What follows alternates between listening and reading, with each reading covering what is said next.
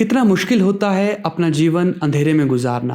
अंधेरा हमारी सोचने और समझने की शक्ति लगभग ख़त्म कर देता है। इस अंधेरे के बीच सपने देखना तो और भी ज़्यादा मुश्किल होता है। लेकिन आज हमारे साथ एक ऐसी शख्सियत हैं जिन्होंने अंधेरे में जीवन तो जिया, लेकिन कभी सपने देखने से वो पीछे नहीं हटी। सपने देखे ही नहीं बल्कि उन सपनों को पूरा भी किया। जो सोचा वो पूरा करके दिखाया। जिस कॉलेज में पढ़ाई की आज उसी में असिस्टेंट प्रोफेसर हैं। हमारे साथ बात करने के लिए मौजूद हैं मुस्कान नेगी। मुस्कान, पहले तो बहुत बहुत स्वागत है आपका। जी बहुत बहुत धन्यवाद मुझे बुलाने के लिए। जी मुस्कान RKMB कॉलेज शिमला का यहाँ पर असिस्टेंट प्रोफेसर के पद पर तैनात हैं। यहीं से मुस्कान ने पढ़ाई की है और मुस्कान के जीवन का सबसे बड़ा संघर्ष ये है कि ये बचपन से देख नहीं सकती। भले ही मुस्कान देख न सकती हो, लेकिन मुस्कान ने हमेशा सपने ऊंचे देखे, सपने बड़े देखे और ऊंचाई वाले और बड़े सपनों को साकार भी किया है। मुस्कान, बचपन से आप देख नहीं सकती, कभी आपने अपने आसपास का रंग नहीं देखे, जीवन नहीं देखा। कितना मुश्किल था आगे बढ़ना और कैसे सोचा कि ऐसे मुझे म्यूज़िक में आना है और उसमें भी मुझे म्यूज़िक का टीचर बनना है? कैसे आपके दिमाग में आया, कैसे जहन में आया था? वैसे मैं बचपन से ब्लाइंड हूँ, लेकिन बचपन में मुझे ना थोड़ा थोड़ा दिखाई देता था, बहुत थोड़ा थोड़ा। लेकिन मुझे उस वक्त ये पता नहीं था कि मैं देख नहीं सकती, मतलब मुझे कम दिखाई देता है या ये सब। हाँ, ये तो है कि मैं पढ़ती थी तो मुझे कुछ दिखाई तो देता नहीं था। हाँ, जो चित्र वगैरह होते हैं वो सब मैं देखती थी। तो मैं अपने भाई बहनों के साथ स्कूल में जाती थी। जो चीज़ वो पढ़ते थे वो मुझे ज़बानी याद रहती थी, मतलब वैसे ही याद रहती थी। उनके चैप्टर जो होते हैं वो रटे होते थे मुझे। हाँ, लेकिन ये सोचा नहीं था कि हम पढ़ाई करते हैं नहीं करते हैं। उस टाइम पे तो कुछ नहीं सोचा ऐसा।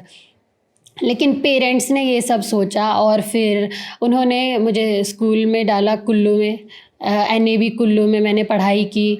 और उस वक्त तो मुझे ये लगता था कि म्यूज़िक का शौक़ तो था ही, वैसे मैं गुनगुनाती रहती थी तो अच्छा लगता था गाने गाना। इवन मेरे घर में भी और स्कूल में भी सब बोलती थी अच्छा गाती है, अच्छा गाती है। ठीक है, फिर भी इतना कोई पता नहीं होता। और फिर मैंने ये सोचा था कि हाँ, मैं टीचर बनूंगी। किसकी तरह? अपनी टीचर रेनू मैम की तरह टीचर बनूंगी। फिर जब मैंने साइड बाय साइड म्यूज़िक सीखना भी शुरू किया, एक्चुअली मेरे सर थे एक टीचर, श्री बेलीराम कौंडल सर ना, तो उन्होंने मोटिवेट किया सीखने के लिए कि तो अच्छा गाती है, सीख सकते हैं। तो हमारे स्कूल ने हमें एकेडमी भेजना शुरू कर दिया कुल्लू में ही, और क्लासेस स्कूल के साथ साथ साइड बाय साइड म्यूज़िक सीखना भी शुरू कर दिया।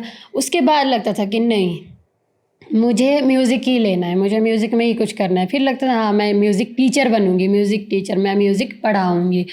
फिर धीरे धीरे जब समझ आती गई कि टीचर से आगे भी कुछ है, हाँ नहीं, मैं म्यूज़िक प्रोफेसर बनूंगी। अच्छा, मैं PhD करूंगी म्यूज़िक में। जब मुझे पता, हम अपने टीचर से अक्सर पूछा करते थे कि सर, जो हाईएस्ट क्वालिफ़िकेशन इंसान की कौन सी होती है? तो वैसे उन्होंने ये बताया था कि पढ़ाई तो कभी ख़त्म हो ही नहीं सकती, लेकिन फिर भी एक PhD है वो आप कर सकते हैं इस तरह से। तो हमने ये सुन रखा था। तो फिर मैंने सोचा नहीं, मैं PhD करूँगी, पक्का PhD करूँगी और मैं म्यूज़िक प्रोफेसर बनूँगी। तो इसी से मुझे धीरे धीरे मोटिवेशन मिलती रही कि नहीं, मुझे इसी को ध्यान में रखते हुए आगे म्यूज़िक में ही कुछ करना है बस।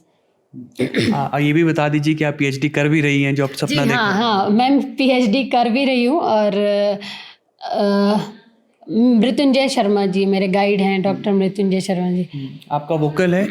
जी, वोकल है मेरा। हाँ जी।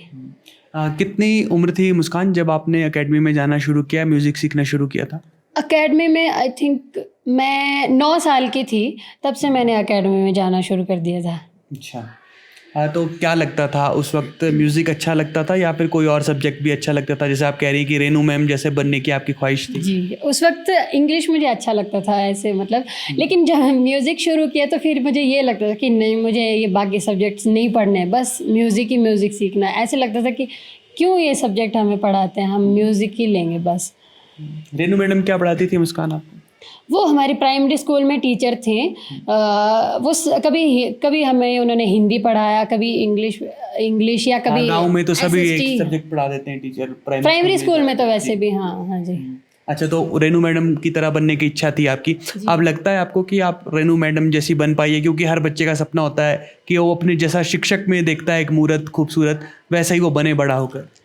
जी हाँ, वो तो मुझे लगता है और अभी मेरी बातचीत भी होती है उनसे। वो यूपी से हैं, फिर वो प्राइमरी स्कूल में जब हमें पढ़ाती थी, जब मैं 5th में थी तो वो चली गई थी वहाँ से, तो अभी भी मेरा उनसे कॉन्टैक्ट है। तो जब मेरी जॉब लगी थी, जब मैं असिस्टेंट प्रोफ़ेसर बनी तो मेरी उनसे बात हुई थी, तो बहुत खुश हुई थी। कहती बहुत अच्छा लगता है कि हमारे स्टूडेंट्स जिनको हमने पढ़ाया और वो इतने ऊँचे मुकाम पर पहुँचे हैं। तो मुस्कान, जब आप गांव से शहर की तरफ पढ़ने के लिए आई तो जी। क्या यहाँ पर भी कोई परेशानी हुई, क्योंकि आप देख नहीं सकती हैं तो और बच्चों के साथ मिलना जुलना, उनके साथ कदम से कदम मिलाकर आगे बढ़ना, वो जिस तरह से पढ़ रहे हैं आप भी उसी तरीके से पढ़े, तो कुछ परेशानी हुई थी क्या गांव से शहर की तरफ जब आप आई थी?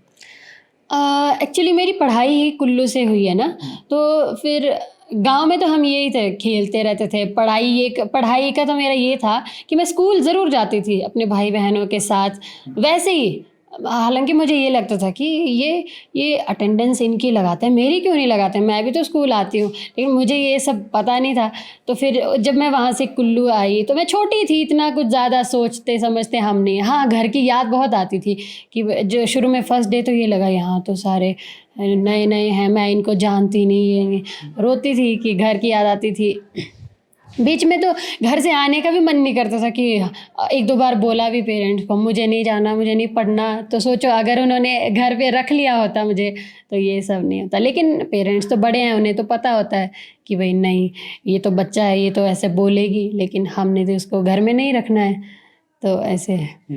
मुस्कान, जब आप अपना पिछला वक्त सोचती हैं, स्कूल का या बचपन का या फिर कॉलेज के वक्त का, जी। कौन कौन वो लोग आपको याद आते हैं जिन्होंने आपको मोटिवेट किया और फिर आपको मदद मिली कि हाँ, जो ये लोग मुझे बात बता रहे हैं, जी। अगर मैं ऐसा इनके कहे हुए रास्ते पर चलूँगी तो भविष्य में कुछ ऐसा पा सकूँगी जिसकी मैं इच्छा रखती हूँ? किन लोगों को आप याद करती हैं आज जब आप पीछे मुड़कर इन सब बातों को याद करती हैं?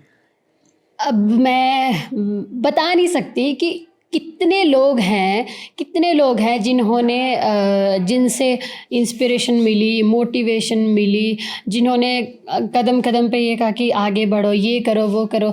हर जगह पे स्कूल से लेके फ्रेंड्स भी स्कूल से लेके आज तक हेल्प की भी बहुत ज़रूरत पड़ती है हमें जगह-जगह, अभी तक भी।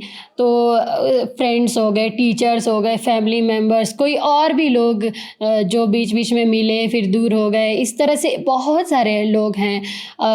स्कूल में टीचर्स हो गए, रेनू मैम, प्रीति मैम थे, वो मुझे बहुत ही अच्छे लगते थे, वो मेरे फेवरेट मैम थे एक तरह से। उन्होंने मुझे 6 to 10th पढ़ाया। बहुत सारे शाम को एक्चुअली ट्यूशन जो होती थी हमारे स्कूल में, जहाँ नैब में 6 to 10th मैंने जो गवर्नमेंट स्कूल है, government senior secondary school Sultanpur, वहाँ से की है। लेकिन हॉस्टल हमारा वही था जो स्पेशल स्कूल में हमारा हॉस्टल था, तो वहाँ पे शाम को हमारी क्लासेस होती थी, ट्यूशन समझ लो आप। तो वो सारा हर सब्जेक्ट्स हमें पढ़ाते थे, इवन म्यूज़िक भी वो पढ़ाते थे। तो और उनका नेचर इतना अच्छा था, बहुत ही मतलब इसलिए उनसे भी मेरे बहुत सारे टीचर्स हैं जिनसे अभी तक मेरा कांटेक्ट है और बातचीत होती रहती है। तो फिर वो हो गए। फिर उसके बाद प्रोफेसर अजय श्रीवास्तव सर, उनका मैं क्या बताऊँ, उन्होंने मोटिवेशन इंस्पिरेशन वो हैं, वो उनसे मैंने ये सीखा कि नहीं, मैं भी अपने जैसे लोगों के लिए या फिर समाज के कमज़ोर वर्गों के लिए काम करूँगी। और उन्होंने मेरी पढ़ाई में भी बहुत हेल्प की। इवन स्कूल टाइम में भी हमारे टीचर्स थे कुछ गवर्नमेंट स्कूल में, जो वो हमारी फ़ीस देते थे। अब 11-11 रुपये, वैसे तो क्या उस टाइम पे हमारी फ़ीस 11 रुपये पर मंथ होती थी, है ना, गवर्नमेंट स्कूल में तो इतनी होती है। तो वो भी फ़ीस देते थे। 6 to 10th हमारी जो क्लास इंचार्ज रही हैं उन्होंने दी, और हमारे साथ और भी कुछ लड़कियाँ थी तो उनकी भी वो देते थे। तो आज वो जब देखते होंगे कि हम लोग कुछ तो कर रहे हैं, मतलब अपनी जॉब लगी है या जो भी है, असिस्टेंट प्रोफेसर बनी, तो उनको भी कितना अच्छा लगता होगा देख के कि नहीं, हमने जो कुछ किया वो व्यर्थ नहीं गया। और ये चीज़ें भी हमें कहीं ना कहीं मोटिवेट करती हैं कि ये लोग हमारे लिए जब इतना कर रहे हैं तो हमारा भी फ़र्ज़ बनता है कि हम आगे बढ़े, हम मेहनत करें और हम पीछे ना हटें बस। मुस्कान, अब जब असिस्टेंट प्रोफेसर आप बन गई हैं तो जी। अब जो है वो आर्थिक रूप से भी मजबूत आप हो गई हैं। जी। आपके मन में इच्छा आती है कि जो लोग कमज़ोर वर्ग से संबंध रखते हैं आप भी उनकी मदद करें, या करती हैं आप मदद उनकी? जी, जितना मेरे से हो सकता है उतना करती हूँ, लेकिन अभी तो चलो शुरुआत है, लेकिन मैं सच में चाहती हूँ कि मैं ऐसा ज़रूर करूँगी। और अजय श्रीवास्तव सर के साथ जुड़कर भी, और वैसे भी सर से इस बारे में तो मुझे बहुत ही ज़्यादा इंस्पिरेशन मिली है, बहुत इंस्पायर हुई हूँ मैं सर से। तो उन्होंने मेरी जब मैं ग्रेजुएशन कर रही थी तब से, इवन 2013 जब मैं 12th में थी पोर्टमोर में, तब से लेके हमारी फ़ीस वगैरह वो देते थे। और भी कोई चीज़ें, पढ़ाई के अलावा भी कोई समस्या हो तो हम ऐसे अपने पापा की तरह, पिता जैसे ही हैं सर, तो हमने पापा की तरह पहले हम उन्हीं को फ़ोन करते हैं अभी तक भी कि सर ये हो गया, सर वैसा हो गया, क्या करें क्या करें। पहले पेरेंट्स को फ़ोन नहीं करेंगे, पहले अजय श्रीवास्तव सर को फ़ोन करते हैं अभी तक भी। जी। तो मुस्कान, अब क्योंकि जब अजय सर का नाम आता है तो आप अक्सर भावुक हो जाती है, तो मैं चाहूँगा नहीं कि आप भावुक हो। एक तो आप पहाड़ी गाने के साथ एंड, और उसके बाद एक हिंदी गाने के साथ एंड करें। उसकी वजह यह है कि एक तो पहाड़ी गाने से हमारे हिमाचल के दर्शक देख लेंगे, और अगर जब आप कोई हिंदी गाना गाएंगी तो पूरे देश भर के दर्शक देख लेंगे। तो पहाड़ी गाने से अगर इस इंटरव्यू को आप एंड करें और उसके बाद हिंदी, तो फिर बहुत बेहतरीन हो जाएगा मुस्कान। जी। पहाड़ी गाना मैं सोचती हूँ थोड़ा कोई फोक सॉन्ग सुना हाँ जी, दीजिए। हाँ जी।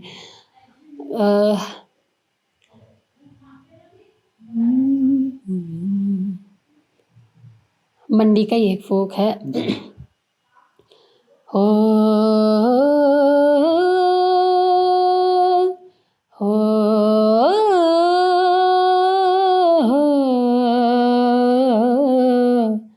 हो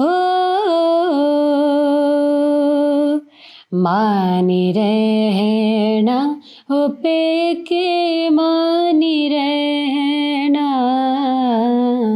रांझुए दी लगी जांदी बुरी माए पे के मानी रहना,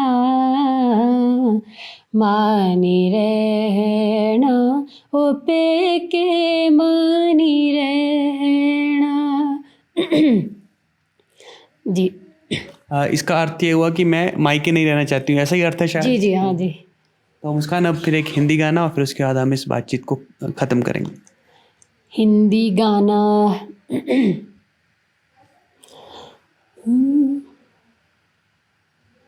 लता जी का ही कोई सुनाती हूँ मैं। हो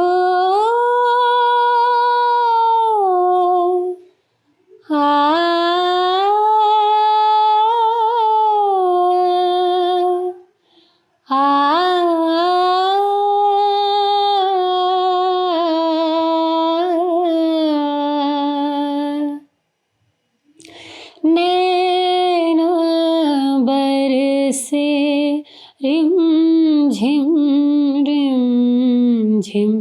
पिया तोरे आवन किया,